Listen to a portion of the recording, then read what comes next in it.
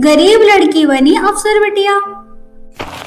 ये कहानी एक गरीब अनाथ लड़की की है। जब सपना 6 वर्ष की थी तभी उसके माता पिता एक दुर्घटना में हमेशा हमेशा के लिए उसे छोड़कर चले जाते हैं।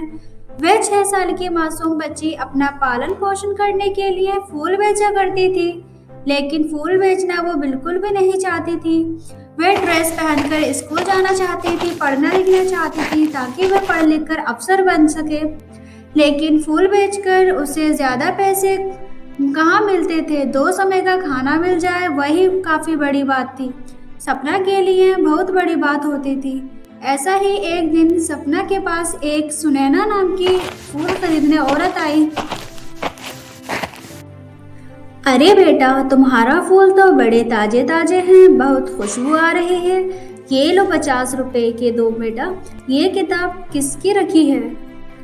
वो आंटी जी, ये किताबें मेरी हैं क्योंकि मुझे पढ़ने का बहुत शौक है, इसलिए फूल बेचने के साथ साथ पढ़ाई भी कर लेती हूँ। गरीब हूँ, ऊपर से अनाथ भी हूँ, स्कूल नहीं जा सकती, इसलिए अपना शौक ऐसे ही पूरा कर रही हूँ, वरना तो मेरा भी स्कूल जाने का बहुत दिल चाहता है।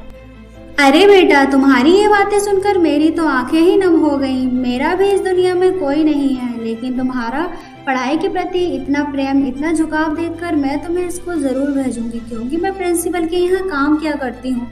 अगर मैं उनसे तुम्हारे लिए सिफारिश करूँगी तो तुम्हें एडमिशन ज़रूर मिल जाएगा। और हाँ बेटा, आज के बाद तुम अपने आप को कभी अनाथ नहीं कहोगी, मैं तुम्हारी माँ हूँ। सुनैना का अपने प्रति इतना प्यार देखकर शीतल की आंखों में आंसू आ जाते हैं। सुनैना सपना के आंसू साफ करती है और उसे अपने साथ अपने छोटे से घर में ले जाती है। और अगले दिन वह काम करने जाती है और अपनी मालकिन से कहती है, मैम साहब, ये सपना है, बेचारी अनाथ है, इसका इस दुनिया में कोई नहीं है। मैंने इसे अपना नाम दिया है, आज से ये मेरी बेटी है। और आपको पता है मैम साहब, ये पढ़ाई में बहुत होशियार है। आज तक स्कूल नहीं गई है, लेकिन खुद ही पढ़ाई कर कर अब काफ़ी होशियार हो गई। अगर आप चाहें तो इसे स्कूल में एडमिशन दिला सकती हैं, आपकी बहुत मेहरबानी होगी। ठीक है सुनैना, तुम हमारे यहाँ पर बहुत समय से काम कर रही हो, इसलिए मैं तुम्हारी इस शिक्षा को ज़रूर पूरी करूँगी। सपना का एडमिशन हो जाएगा, तुम चिंता मत करो। ये तुम्हारी बेटी है, वैसे ही मेरी भी बेटी है। अब आज से इसकी जिम्मेदारी मेरी है। सपना ये बात सुनकर खुशी से झूम उठती है कि अब वो भी स्कूल जाएगी, स्कूल यूनिफॉर्म पहनेगी। ऐसे ही कुछ दिन बीत जाते हैं। स्कूल में एक सीट खाली होती है। पहले सपना का टेस्ट होता है तो वह टेस्ट में पास हो जाती है और उसका इतने बड़े स्कूल में एडमिशन हो जाता है। सपना बहुत ही ज़्यादा खुश थी, लेकिन उसी स्कूल में प्रिंसिपल की बेटी भी पढ़ती थी। सपना पढ़ाई में बहुत ही ज़्यादा होशियार थी, हमेशा वह सभी टेस्ट में फर्स्ट आया करती थी और रचना सेकंड। इस वजह से रचना सपना को बिल्कुल भी पसंद नहीं करती जब थी। से इस अनाथ लड़की का हमारे स्कूल में एडमिशन हुआ है, तब से मेरी सेकंड पोजीशन आ रही है। पहले तो मैं ही फर्स्ट आया करती थी। इस तरह से कंचन अंदर ही अंदर संजना से बहुत ही ज्यादा चलने लगती है और कोई मौका नहीं छोड़ती उसे नीचे दिखाने का, उसके ऊपर हंसने का। और कंचन क्लास में भी किसी को संजना का दोस्त नहीं बनने देती। संजना अकेले लंच करती थी और लंच टाइम में अकेले ही बैठी रहती थी। ऐसे ही एक दिन संजना लंच कर रही थी, तभी कंचन अपने दोस्तों के साथ आकर उसका बहुत मजाक उड़ाती है। जब से इस अनाथ लड़की का हमारे स्कूल में एडमिशन हुआ है, तब से मेरी सेकंड पोजीशन आ रही है। पहले तो मैं ही फर्स्ट आया करती थी, मुझसे ज़्यादा इंटेलिजेंट कोई नहीं था। रचना, मैं तुम्हारे पापा की आभारी हूँ क्योंकि उन्होंने मुझे इस स्कूल में आने का मौका दिया, लेकिन मेरा एडमिशन तब किया गया जब मैंने टेस्ट पास किया। अगर मैं टेस्ट में फेल हो जाती तो चाहकर भी तुम्हारे पापा मेरा एडमिशन इस स्कूल में नहीं करा सकते थे, इसलिए मैं इस स्कूल में अपनी मेहनत से आई हूँ। इस अनाथ स्टूडेंट की मुझे हेकड़ी निकालनी होगी। देखो गरीब अनाथ मुझसे कैसे जवाब दे रही है। इससे बिल्कुल भी फर्क नहीं पड़ रहा कि मेरे पिताजी ने इसका एडमिशन इस स्कूल में कराया है। ऐसे ही समय बीत रहा था और एग्जाम आने वाले थे। सपना जिस तरह टेस्ट में फर्स्ट आया करती थी वैसे ही वो एग्ज़ाम में भी फर्स्ट आना चाहती थी और वो दिनों रात मेहनत करती थी। सपना को इस तरह मेहनत करते हुए देख सुनैना का दिल बहुत खुश होता था। सपना बेटा देखना, इस स्कूल में तुम ही फर्स्ट आओगी, तुम्हारी ये कड़ी मेहनत ज़रूर रंग लाएगी और तुम मेरा नाम ज़रूर रोशन करोगे। लेकिन बेटा पढ़ाई के साथ साथ खाना भी ज़रूरी है। पढ़ाई के आगे तुम तो खाने को भी नहीं खा लेती हो। चलो किताबें रखो, अब खाना खा लो। मेरी प्यारी माँ, मैं आपका एहसान कभी नहीं भूलूंगी। आपने इस अनाथ लड़की को स्कूल जाने का मौका दिया। अगर आप मुझे न मिली होती तो इस स्कूल जाने का कभी भी मुझे अवसर नहीं मिलता। मैं आपका नाम ज़रूर रोशन करूंगी।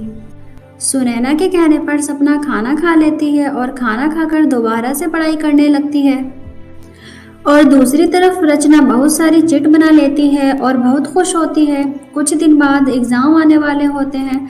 सभी बच्चे हॉल में बैठकर एग्ज़ाम दे रहे थे। तभी टीचर सभी बच्चों के ऊपर नज़र रखी हुई थी। सपना का ध्यान अपने पेपर था।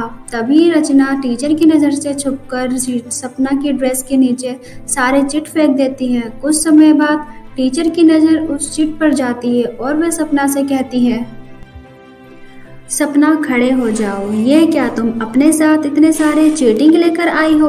तभी तो मैं कहूँ कि इतने जल्दी जल्दी पेपर तुम कैसे कर रही हो? नहीं नहीं मैम, आपको कोई गलतफहमी हो रही है। मैंने कोई चीटिंग मीटिंग नहीं की। ये सब तो मुझे याद था, तभी मैंने पेपर में लिखा है। मुझे नहीं पता ये चीटिंग मेरे डेस्क के नीचे कहाँ से आई। मेरा विश्वास कीजिए, मैं झूठ नहीं बोल रही। मैंने कोई चीटिंग नहीं की है। मैं कभी कोई चीटिंग नहीं करती।